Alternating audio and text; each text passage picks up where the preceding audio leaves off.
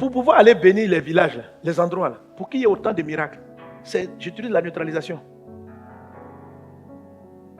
À Boycon comme ça, donc pendant qu'on prie, je vois qu'il y a un village mystique de grands commerçants de sorciers. C'est-à-dire, les gens vendent les membres.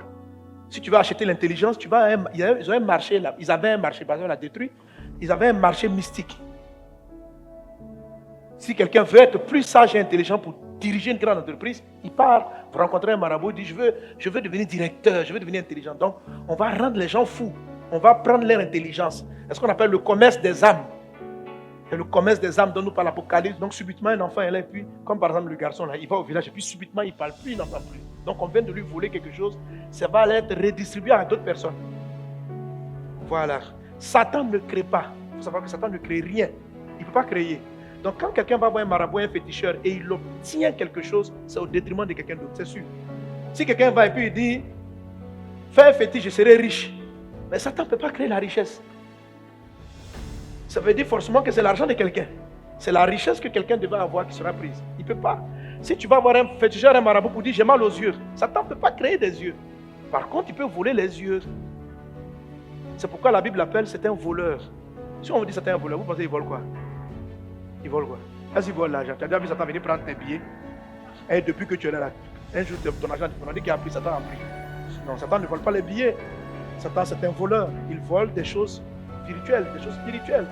Donc l'intelligence, la sagesse, la santé, etc. Donc dans les zones en Côte d'Ivoire, il y en a beaucoup, mais Dahomey, là, le marché était terrible.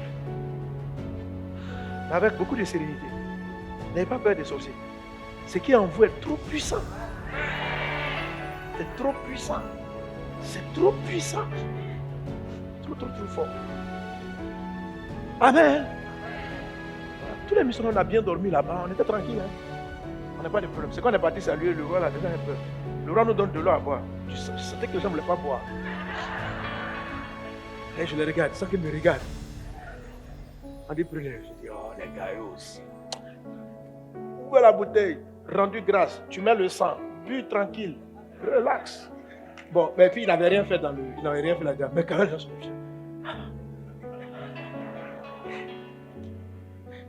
qui nous a dit d'accompagner le pasteur ici?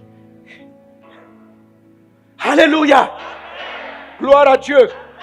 Amen!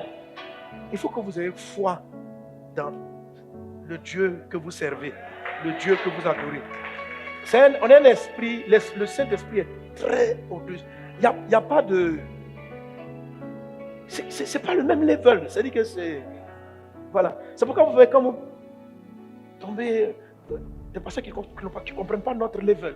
Fait comme si on doit trop se battre. Il faut faire attention quand tu vas arriver. C'est-à-dire, en fait, il continue plus à vous effrayer qu'à vous donner de l'assurance dans soi avec quand vous marchez. Tu écoutes des messages. Quand tu es arrivé là-bas, ils ont mis ça dans ton verre, dans ton village. Ton grand-père, c'était le dernier last sorcier de tous les sorciers, le plus dangereux. Mais quel que soit son last, je te parle de Dieu. Non, te donner des informations pour ça. Ta grand-mère. Donc, quand on t'a dit que ta grand-mère était trop dangereuse, est-ce que tu sais que même si on fait ta délivrance, tu n'auras pas la foi? Parce que le démon, là, on peut le chasser en 3 secondes. Sors.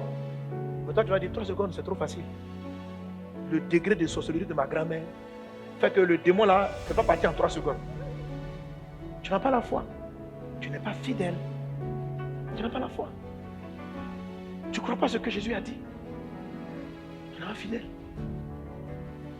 Non, ton grand-père, c'est le plus grand sorcier de toute la Côte d'Ivoire. C'est quelle information? Même si c'est le plus grand sorcier, qu'est-ce que ça fait? Il est infiniment petit devant Jésus. Une fois, m'a dit, tu vas rencontrer le plus grand chef menuisier du monde, du pays. C'est lui qui doit être traumatisé à ma rencontre, c'est pas moi. Tu ne dois pas être traumatisé à les rencontrer.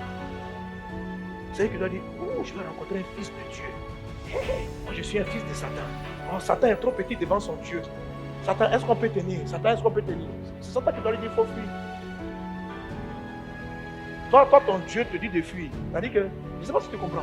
Dieu qui est grand, c'est lui qui te dit de fuir. Et c'est Satan qui est petit là.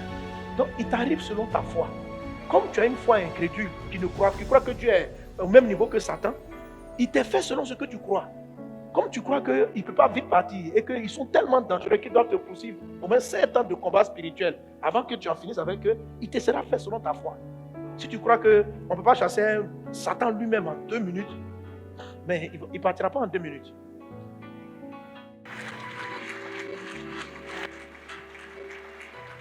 Alléluia!